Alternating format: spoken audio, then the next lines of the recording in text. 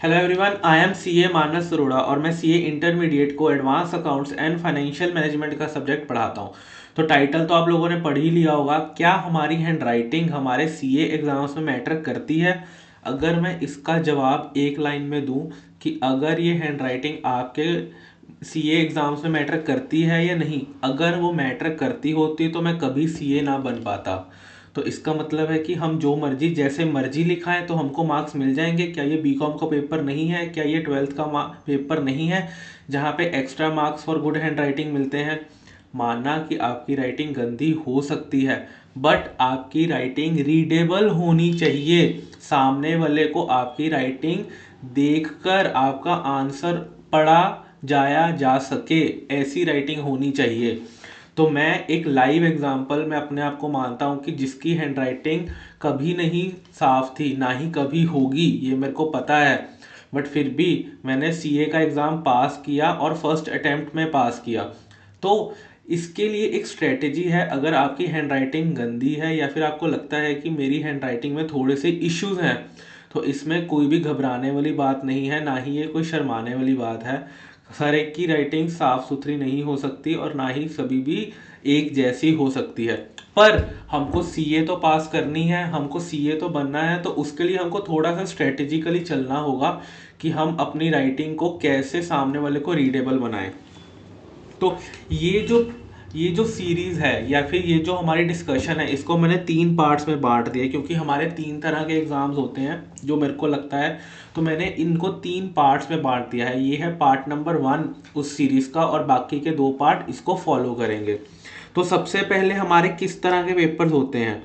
सब सबसे पहले हमारा एग्ज़ाम होता है, कैसे तरह का एग्ज़ाम होता है जहाँ पे टैक्स, या जैसे इंटर में सिर्फ टैक्स होता है और फाइनल में वो टैक्स अलग अलग 2 पेपर में बन जाता है, डीटी और आईडीटी। दूसरी तरह का होता है जी हमारे प्रैक्टिकल सब्जेक्ट्स, जहाँ पे हमको सम्स सॉल्व करने होते हैं, वैसे के पेपर्स हमको कैसी हैंड राइटिंग रखनी चाहिए। और थर्ड है प्योर थ्योरी।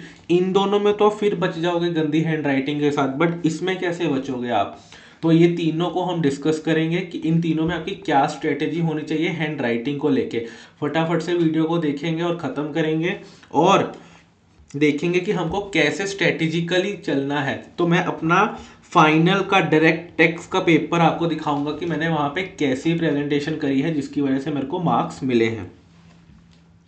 तो ये है जी मेरा डायरेक्ट टेक्स्ट का पेपर जो कि मैंने मई 23 में दिया था। तो मेरे को कितने मार्क्स मिले हुए हैं? मेरे को 70 में से 47 मार्क्स मिले हुए हैं और मेरे टोटल मार्क्स थे इसमें 71। तो इसका मतलब है कि मेरे को एमसीक्यू में मिले हैं अराउंड 24 आउट ऑफ 30 और मेरे को 70 में से मिले हैं 47 मार्क्स। इसका मतलब है कि मेरे सिर्फ 23 मार्क्स ही कटे हैं टोटल डिस्क्रिप्टिव में। ठीक है जी। सीए फाइनल का पेपर है जी, पेपर नंबर 7 है जी। हमारे टाइम पे 8 पेपर होते थे, direct tax laws and international, ये हमारे एमसीक्यू हो गए। सबसे पहले आपको वो वाला क्वेश्चन सॉल्व करना है जिसमें आपको लगता है कि आपको बहुत अच्छे से आता है वो क्वेश्चन। आपको सबसे पहले वो वाला क्वेश्चन सॉल्व करना है क्योंकि इवन दो कि सीए का पेपर है बट सामने वाला तो ह्यूमन ही है चेक करने वाला। एक माइनर सा साइकोलॉजिकल बेनिफिट आपको मिल जाता है कि अगर आपके पहले 2-3 क्वेश्चन अच्छे चेक हो जाते हैं। तो मैंने सबसे पहले कौन सा क्वेश्चन सॉल्व किया है जी? Question number 4। क्वेश्चन नंबर 4 में मेरे को कितने मार्क्स मिले हैं देखेंगे जी आगे। क्वेश्चन नंबर 4 था जी मेरा टीडीएस और टीसीएस का क्वेश्चन। तो इसमें सबसे पहले मैंने क्या लिखा था? देखो ये मैंने लिखा है 206C, ये सी है सबसेक्शन 1। क्या आपको ये रीडेबल है? नहीं, बट सामने वाले को पता है कि ये क्वेश्चन में 206C1 है, तो मैंने इसको मार्क कर दिया कि भाई देख मेरे को पता है, मैंने लिखा है। फिर मैंने लिखा TCS@5% to be collected on the turnover या ग्रॉस रिसीट्स। अब देखो मैंने टर्नओवर पूरा नहीं लिखा, मैंने T/O लिख दिया। तो आपको ये समझाना है सामने वाले को कि भाई ये टर्नओवर है। आपको उसको इंडिकेशन देना है कि भाई मेरे को पता है कि ये टर्नओवर है। पर आप ग्रॉस रिसीट्स को जीआर नहीं लिख सकते क्योंकि टीओ जनरली यूज किया जाता है टर्नओवर के लिए, बट ग्रॉस रिसीट्स के लिए जीआर नहीं यूज किया जाता। ये छोटी छोटी चीजें जो मैंने ध्यान रखी जिसकी वजह से मेरा टाइम बचा। मैं ये नहीं कहता कि आपको टीओ ही लिखना है, बट मैं सिर्फ आपको ये समझा रहा हूँ कि अगर आप फाइनल लेवल पर हो तो आप एक मैच्योर हो और सामने वाले को भी पता है कि आप एक मैच्योर स्टूडेंट हो, तो आप ये लिख सकते हो। पर मैं इंटर लेवल पे आपको ये सजेस्ट नहीं करूँगा कि आप इसको टीओ लिखो। फिर ग्रॉस रिसीट्स मैंने लिख दिया इंडिविजुअल एचयूएफ 1,50,00,000 प्रीसीडिंग ईयर। मतलब जो भी सामने वाले की आंसर शीट में होगा, जो भी सामने वाले की आंसर की में होगा, वो सब मैंने मार्क कर दिया। मैंने उसको क्या बोला, मैंने कहा भाई देख तू सिर्फ वो पढ़ जो मैंने मार्क किया है। वो सामने वाला क्या पढ़ रहा है, 2061 collected TCS 5% turnover gross receipts individual HUF 1,50,00,000 and preceding year. क्या मेरी राइटिंग रीडेबल है? बिल्कुल नहीं है। पर मैं सामने वाले को क्या पढ़ाना चाह रहा हूँ, मैं सामने वाले को वो पढ़ाना चाह रहा हूँ जो मैंने मार्क करा है, जो मैंने अंडरलाइन करा है। मैं उसको ने ये नहीं कहा कि तुम ये पढ़ो वो पढ़ो, सिर्फ उतना सा पढ़ो जितना तुमको पढ़ना है, और वो मैं तुमको मार्क करके दे रहा हूँ। ये स्ट्रेटेजी है कि भाई मैं तुमको मार्क करके दे रहा हूँ। फिर नेक्स्ट पैराग्राफ में कहता तुमको कोई टीसीएस नहीं काटना अगर डेक्लरेशन दी है कि तुम प्रोडक्शन मैन्युफैक्चरिंग या जनरेशन ऑफ पावर में हो। ठीक है, इन इन इस केस में क्या हो रहा है कि अब देखो अब ये ₹55 है, स्क्रैप ऑफ ₹55, ये एसएस लग रहा है बट है 55। मैं वही कह रहा हूँ ना कि आपकी राइटिंग अच्छी ना हो ये ज़रूरी नहीं है, पर आपको सामने वाले को बताना है कि आपको पता है। तो मैंने बता दिया कि मिस्टर बी एक मैन्युफैक्चरिंग यूनिट है, देयरफॉर कोई भी टीसीएस नहीं लगेगा, पर सेक्शन 194 क्यू लग जाएगा। तो मैंने उसको बताया 194 क्यू लगेगा 0.1% इन एक्सेस ऑफ 50 लैक्स। और मैंने साथ में ये भी लिखा कि अगर पीटीओ कि भाई अभी आंसर पूरा नहीं हुआ है, कहीं यहाँ पे फाइनल मार्किंग मत कर देना, तो मैंने लिख दिया पीटीओ कि अगले पे आके मेरे को नंबर दो। तो मेरे को इसमें से 3 में से मिले हैं जी 2.5 नंबर, आधा नंबर कहीं यहाँ पर कट गया। ठीक है जी, तो ऐसे मैंने प्रेजेंट किया है अपना एग्जाम। फिर क्वेश्चन नंबर 4 का आगे वाला, अब देखो मैंने क्या लिखा। अब मैंने उसको ये नहीं कहा तुम पूरा पढ़ो। अब सामने वाले की नज़र कहाँ जा रही है, सबसे पहले सामने वाले की नज़र जा रही है अच्छा does not file return filing under section 139 commencement of previous year expired.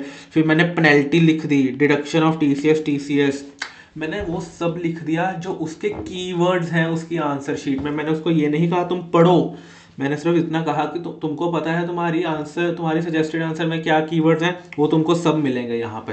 तो आप देखो टिक टिक, और फिर यहाँ पे मैंने लिख दिया ट्वाइस द रेट स्पेसिफाइड और 5%। मैं चाहता तो उसको एक लाइन में भी लिख सकता था, ट्वाइस द रेट स्पेसिफाइड और 5%। तो मैंने इसको अलग अलग करके क्यों लिखा है, ताकि सामने वाले को ज़्यादा निगाह ना लगानी हो, सामने वाले को देखते ही पता लगे अच्छा इसने लिखा है twice the rate specified and 5%। मैंने लिख दिया नॉट एप्लीकेबल, सीधा इस केस में उसको रिटर्न फाइल करने की कोई ज़रूरत नहीं है। फिर मैंने लिख दिया पीटीओ। फिर यहाँ पे मैंने लिखा टीसीएस का रेट कैसे, इसमें से प्रॉपर 3 के 3 मार्क्स मेरे को इसमें से मिल गए हैं।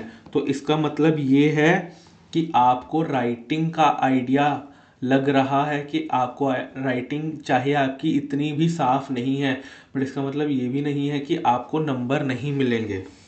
फिर नेक्स्ट देख लेते हैं जी, नेक्स्ट क्वेश्चन पर आ जाते हैं। सेम क्वेश्चन ही चल रहा है, अभी तक 4 ही चल रहा है, तो क्वेश्चन तो आप 4th क्वेश्चन को देख लेते हैं जी फटाफट से। ये भी फोर्थ क्वेश्चन ही है जी। इसमें भी देखो ये भी टीडीएस का ही क्वेश्चन है। इसमें देखो मैंने सेक्शन लिख दिया क्योंकि मेरे को सेक्शन पता था, इमूवेबल प्रॉपर्टी का सेक्शन है other than rural agriculture land. तो मतलब कहने का मतलब ये है कि आपकी राइटिंग तो गंदी है, कोई दिक्कत नहीं है उसमें, पर आप देखो प्रेजेंटेशन। इस केस में ये मैंने ऊपर सारी प्रोविजन लिख दी, फिर मैंने लिखा केस, इन दिस केस नहीं लिखा, सीधा केस लिख दिया। रश्मि ने हाउस प्रॉपर्टी सोल्ड करी थी शालिनी को, कंसिडरेशन इतनी थी, एसडीवी इतनी थी, तो टीडीएस कितने पे लगेगा, एसडीवी पे लगेगा। यहाँ पर हो गया सीधी सी बात। तो मेरे को पूरे के पूरे इसमें से नंबर मिल गए।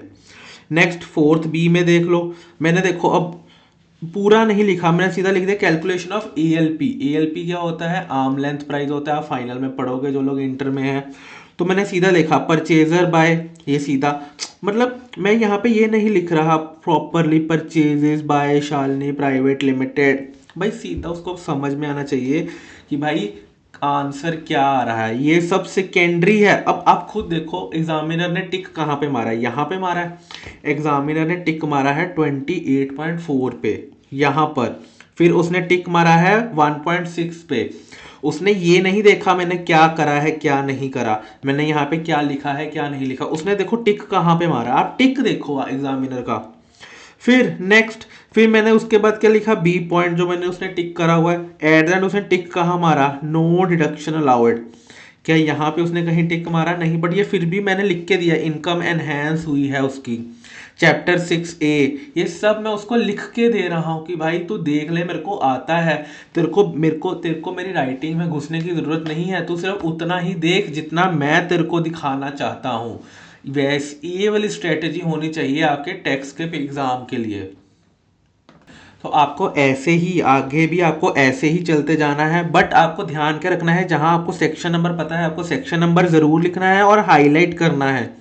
जैसे ये देखो, एज पर सेक्शन 70A मैंने लिखा है नो पेनल्टी, तो जहां पर आपको पता है वहां पे आपको जरूर लिखना है। फिर ये एक केस स्टडीज वाले क्वेश्चन जो फाइनल में देखे जाते हैं, सबसे पहले मैंने क्या लिखा कि इशू क्या है, क्या दिक्कत क्या आ गई, फिर मैंने लिखा कि क्या हो रहा है, ये सारा मैंने इशू डिस्क्राइब करा है। फिर यहाँ पर क्या प्रोविजन एप्लीकेबल है, मैंने ऊपर उसको लिख के बताया कि भाई इस पैराग्राफ में तेरे को क्या मिलेगा, तेरे को इशू मिलेगा।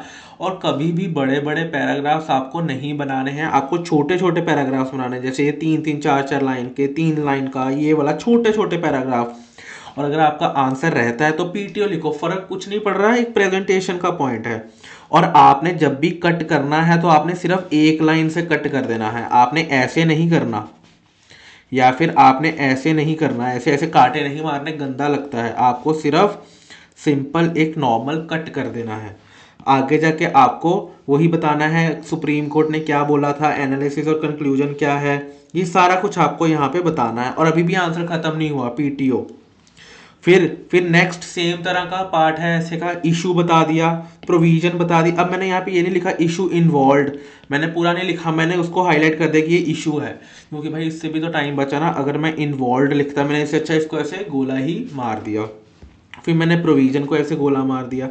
गूगल एलएलसी का एक ऐसे का क्वेश्चन आया था हमारे पेपर में, तो देखो यहाँ पे मेरे को पूरे के पूरे 4 नंबर मिले, क्योंकि मैंने सब कुछ हाईलाइट करा है, वेव ऑफ, प्रोविजन क्या कहती है, कंक्लूजन और एनालिसिस क्या होगा मेरा। तो ये सारा कुछ लिखने के बाद मेरे को पूरे नंबर मिले हैं। नेक्स्ट क्वेश्चन नंबर 5 पे आ जाओ। वही आपको सीधा सिर्फ से पे, अगर आपको प्रोविजन पता है, अगर आपको सेक्शन नंबर पता है तो जरूर लिखना है, पर गलत सेक्शन नहीं लिखना। सेक्शन नहीं पता कोई बात नहीं, पर गलत सेक्शन नहीं लिखना। सिमिलरली सेम सेम तरह का करा है। ये तो हो गई जी थ्योरी वाले। ये देखो, ये न्यूमेरिकल्स मैंने कैसे सॉल्व किए हुए हैं टेक्स्ट के। कंक्लूजन मैंने क्या यहाँ पे कोई स्केल से लाइन मारी है, बिल्कुल नहीं मारी, मैंने सिर्फ हाईलाइट करा है every part, every month and part of the month. यहाँ पे मैंने कोई भी लाइन नहीं मारी, यहाँ पे मैंने कोई फॉर्मेटिंग नहीं। सामने वाला क्या चेक कर रहा है, सामने वाला आपकी फॉर्मेटिंग नहीं देख रहा, वो कहता है कि भाई तुमको पता है पहला पार्ट, क्या तुमको पता है, हाँ, क्या तुम मेरे को बता पा रहे हो एग्जामिनर को, ये 2 चीजें बहुत मैटर करती हैं। नेक्स्ट नेक्स्ट वही आपका 56 to 10, मैं उसको बता रहा हूँ, मेरे को पता है सेक्शन 56 to 10, सेक्शन 13 मैं सब बता रहा हूँ उसको। फिर केस में क्या हो रहा है ये सब मैं उसको बता रहा हूँ। एक लास्ट क्वेश्चन में आपको क्वेश्चन नंबर 1 जो इंटर और फाइनल में दोनों आता है पीजीबीपी का। बाकी सब ये देखो, ये मैंने लिखी है सैलरीज कैसे निकाल रहा हूँ। मैंने यहाँ पे ये नहीं लिखा कि क्या सैलरी, मैंने सीधा लिखा सैलरी की इनकम इतनी है, स्टैंडर्ड डिडक्शन 50,000 मिलती है वो मैंने माइनस कर दी, रेंटल इनकम 30% मैंने माइनस कर दिया, calculation of total income, house property इतनी, सैलरी इतनी, बिजनेस इतना। तो ये सब निकालते हुए देखो मैं लास्ट में आ गया। क्या यहाँ पे IFOS, अब इनकम फ्रॉम अदर सोर्सेज को मैंने IFOS लिख दिया, ग्रॉस इनकम डिडक्शन। तो कहने का मतलब ये है कि देखो उसके टिक कहाँ लगे हुए हैं, उसके टिक कहाँ लगे हुए हैं। देखो मैंने अब ये नहीं लिखा इनकम, अब देखो यहाँ पे मैं क्या लिख सकता था, इनकम फ्रॉम फिक्स्ड डिपॉजिट्स, ठीक है, ये भी लिख सकता था, बट मैंने क्या लिखा, इनकम FD के सामने हाईलाइट, सेविंग बैंक से कितना इंटरेस्ट आ रहा है, डिविडेंड कितना आ रहा है। तो ये इतनी लाइन लिखने में भी तो मेरा टाइम जाता ना, तो मैंने लिख दिया देखो भाई FD से इतनी इनकम आ रही है। फाइनल के लिए हाईली आप इसको फॉलो कर सकते हो, इंटर में आप तब करना जब आपके पास टाइम ना हो, बट क्योंकि फाइनल में आप थोड़े मैच्योर होते हो और सामने वाला समझता है कि प्रेशर क्या होता है फाइनल का। फिर ये क्वेश्चन नंबर 2A देखो, इनकम मैं कैसे निकाल रहा हूँ, सैलरी की इनकम 23,50,000 मैंने स्टैंडर्ड डिडक्शन डाल दिया, मैंने ऐसे डाल दिया। अब देखो उसने टिक कहाँ लगाया है, उसने यहाँ पे टिक लगाया है कि हाँ ठीक है, बिल्कुल ठीक बोल रहा है। ठीक है, अब वही बात है, सेम कैपिटल लॉस, अब मैंने यहीं पे लिख दिया कैपिटल लॉस तुम सेट ऑफ क्यों नहीं कर पा रहे, सारा कुछ मैंने इधर ही लिख दिया कि मैं इसको क्यों सेट ऑफ कर रहा हूँ। मतलब यहाँ पे मैं ये भी लिख सकता था नोट नंबर 1, फिर नीचे नोट पे जाता फिर लिखता, मैंने साथ ही में लिख दिया कि भाई ये है, मेरे को पता है और मैं तुमको बता पा रहा हूँ, बस ये 2 रूल्स हैं आपके। नेक्स्ट वही इसमें देखो पूरे नंबर मिल रहे हैं। नेक्स्ट ऐसी कैलकुलेशन ऑफ टैक्स, में टैक्स कैलकुलेट कर रहा हूँ इसमें भी। नेक्स्ट पे आ जाते हैं, यही गलती हुई है यहाँ पे, चलो थोड़ी सी कटिंग हुई है लास्ट में आके, कोई बात नहीं, वही मतलब जो है वो सब का सब हाईलाइट हो रहा है। फिर क्वेश्चन नंबर 1 जो मेन क्वेश्चन 14 मार्क्स का आता ही आता है, इनकम P&L में जो हमको इनकम दी होती है, जो मेरे को बिजनेस के P&L में, वो यहाँ पे आ गई। एडवर्टीजमेंट का एक्सपेंस, मैंने कहा कि expense paid in cash more than 10,000, तो मैंने इसको ऐड कर दिया। रिपेयर्स टू मशीनरी जो मैंने इसका करना था वो मैंने कर दिया, साथ में मैंने लिख भी दिया कि भाई मैं ऐसे क्यों कर रहा हूँ, हालांकि गलत है बट फिर भी आप ऐसे कर सकते हो कि साथ में ही लिख दो, नीचे नोट बनाने की जरूरत नहीं है, जो भी आप एडजस्टमेंट कर रहे हो साथ में लिख दो कि भाई ये इसीलिए एडजस्टमेंट हो रही है। कोई बात नहीं, क्वेश्चन थोड़ा लंबा हो जाएगा बट साथ में तो लिखोगे, आप भी नहीं भूलोगे, एग्जामिनर को भी पता होगा कि भाई इसने सब कुछ लिखा है। ग्रेचुटी का, फैमिली प्लानिंग एक्सपेंसेस, रिटेंचमेंट का खर्चा, और देखो waiver of corporate loan, loan इतना था, इंटरेस्ट इतना है, सब मैंने बाहर लिखा कि भाई कैसे हो रहा है। मैं इज एम आर तो मैंने कहीं पेपर में लिखा ही नहीं है, दिस दैट व्हाट इज ये सब कुछ तो लिखा ही नहीं है मैंने, जो मेन क्रक्स है मैंने वही लिखा है। मार्क टू मार्केट लॉसेज, ये सब यहाँ पे कुछ गलती हो गई, मैंने इसको काट दिया। क्लोजिंग स्टॉक की वैल्यूएशन है जी, IFOS की इनकम, deemed dividend up to accrued profit वो लिखा है, सब्सटेंशियल टाइम, सब्सटेंशियल इंटरेस्ट है इन कंपनी है। अब वो डीम्ड डिविडेंड क्यों है, क्योंकि सब्सटेंशियल इंटरेस्ट है कंपनी में 10% से ज़्यादा, वो लिखा हुआ है। Section 2 section 2 clause 22 sub clause E, ये सब मैंने यहाँ पे लिखा है। सेक्शन चैप्टर 6A की डिडक्शंस क्या है, और यहाँ पे ख़त्म हो जाता है।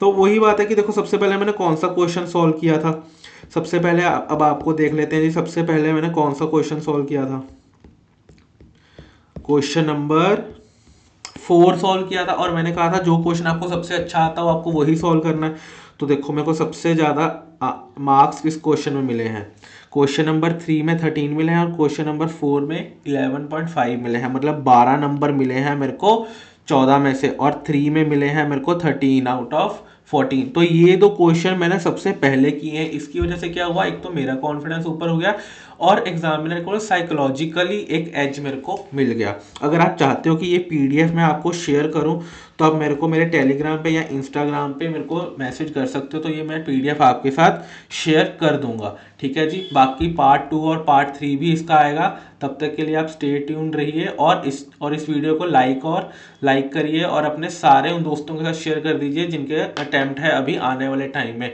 और बाकी CA रिलेटेड कंटेंट के लिए आप इस चैनल को फटाफट से फॉलो कर लीजिए। Thank you very much.